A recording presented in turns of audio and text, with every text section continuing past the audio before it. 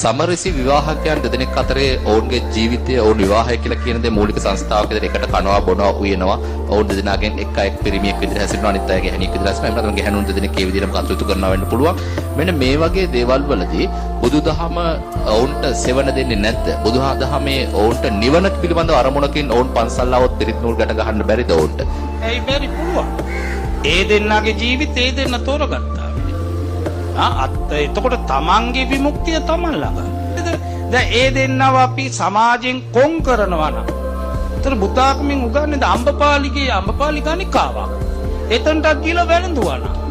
එතකොට ඒ වාගේ කෙනෙක් ඕම ඉන්නවා කියලා අපි දැනගත්තට පස්සේ අපේ ආන්දරු මුලින් කිව්වා උසුළු විසුළු කරන එක වැරදි. අයි නම් මේ පදනම මොකද්ද? සබ්බේ සත්තා. බඩේ ඉන්න සතාටත් අපි මෛත්‍රී කරනවා නම් මේම කෙනෙකුට මෛත්‍රී කරන එක නිබුද්ධාගම